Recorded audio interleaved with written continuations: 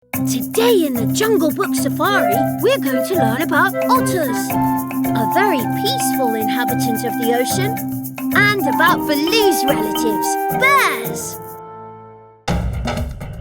In the darkness of the forest, Shere Khan's on the prowl. Mowgli stops to listen as he hears a mighty growl. In the Jungle Book, it's in the Jungle Book. In the Jungle Book, it's in the Jungle Book. Bagheera and Baloo are at the man cub side. In the Jungle Book, it's in the Jungle Book. In the Jungle Book, it's in the Jungle Book.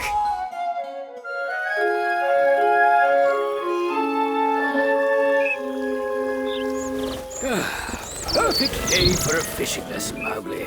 Mark my words, the fish will be jumping into our hands.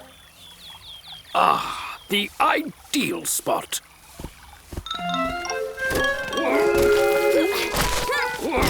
Now then, Mowgli, pay attention. First, you have to get your balance right.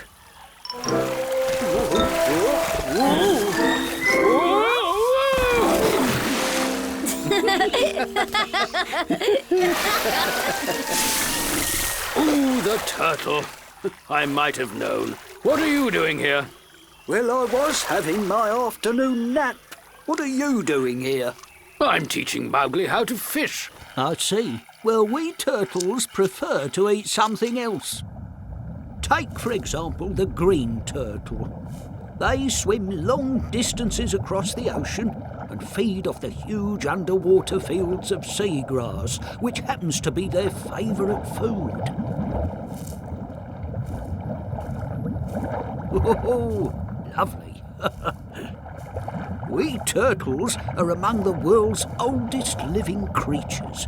Green turtles have been on the planet for over 150 million years, and tortoises have existed for around 250 million years.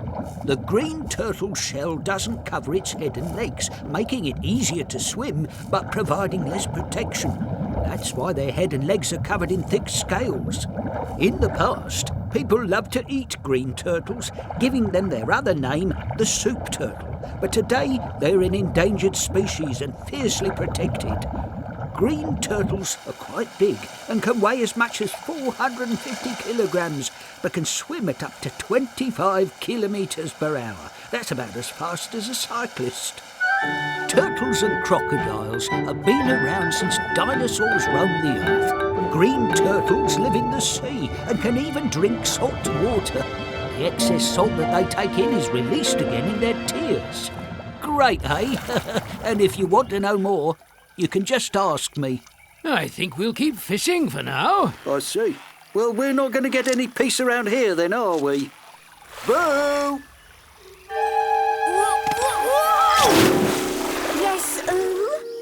We're going. We'll just have to find somewhere else to have a nap.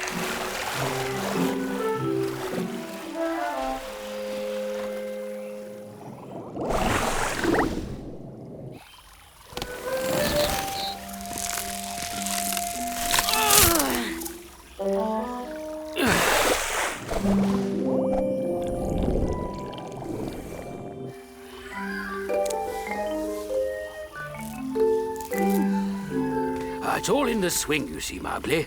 You've got to keep your arms straight. Isn't there a better way than that, Baloo? Oh, yes. Of course there is. You get yourself into the water and you catch them down there, just like otters like to do. Otters hunt in some rather unexpected places. In the North Atlantic, they live in close proximity to humans near the Shetland Islands. They even fish close to the docks. Here, fishing otters are found only in fresh water, but off the Shetland coast, you can find them fishing at one of the largest oil ports in Europe.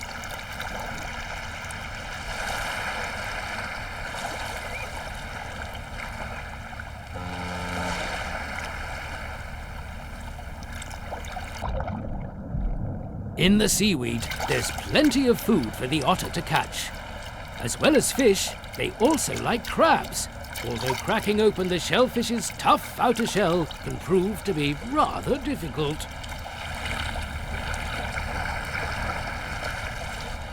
Otters that live here are not as shy as most other animals, and from time to time they venture very close to the port.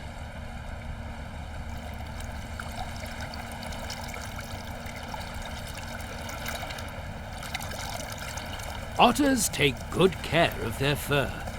This keeps them warm and cozy in the icy North Sea water, making the freezing conditions a bit more bearable.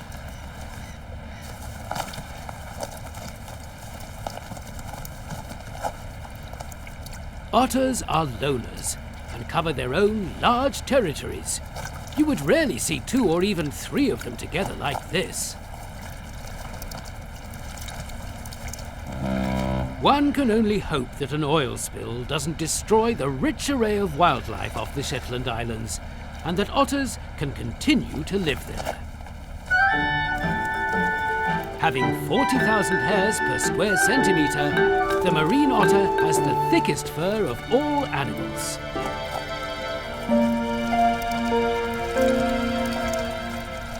All right, it's just that I know another way to fish.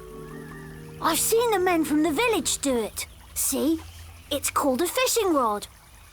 Fishing rod? Never heard such nonsense. You'll never catch anything with that. All right then, let's have a contest. The one who catches the most fish wins. Huh? You're on. But first, I'd like to tell you how we bears catch salmon.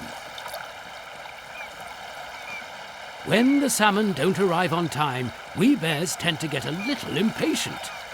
Between June and November, we can think of nothing but getting our fill in order to build up fat reserves for the winter.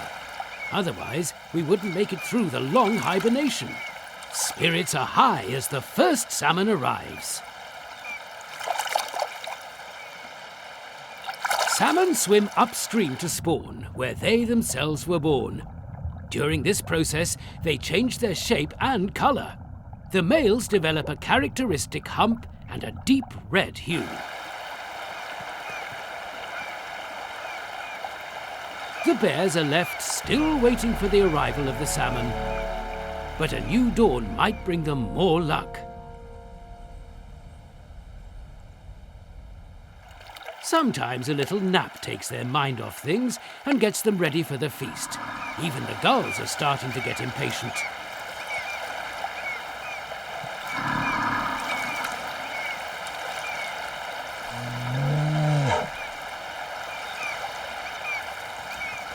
Usually, we bears are loners. We like to be by ourselves and don't really enjoy the company of others. It's only when the salmon arrive that we mingle with each other.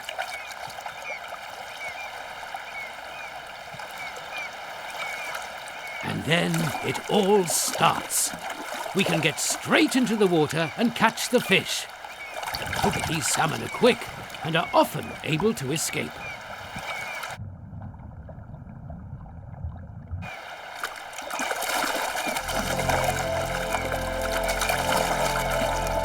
Each bear can eat up to 40 kilograms of salmon a day. That's the equivalent of about 15 fish. And obviously, you have to catch them first. Oh, we really do have to work hard to feed ourselves.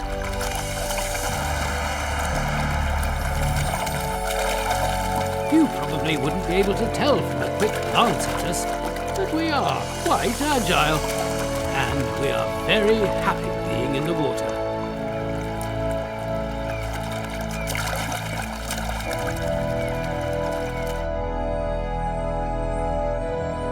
Despite so many hungry bears, millions of salmon still make it to their spawning grounds. There, each female lays thousands of eggs at once, which are then fertilized by the males.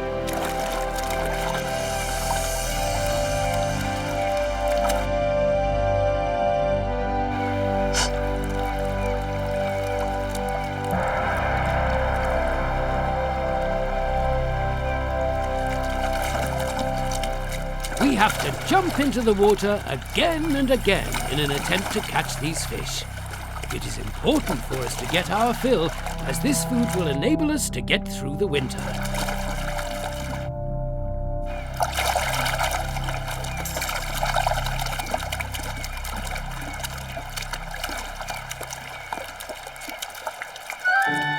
bears can grow up to 2.8 meters in height and despite their weight are excellent swimmers. They can also run very fast, up to 40 kilometers per hour. Because there's such little food to eat during the winter, they hibernate. 6.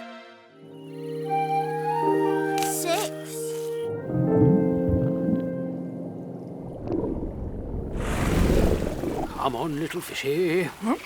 Come to Baloo. 7. 8.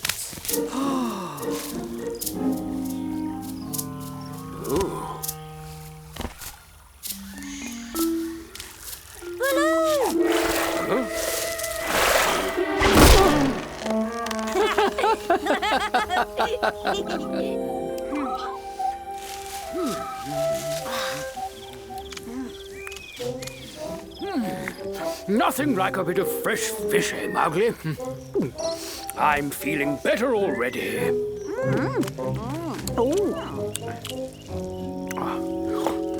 You know, I've been thinking about your fishing rod idea. You have? Believe me, it's not that bad.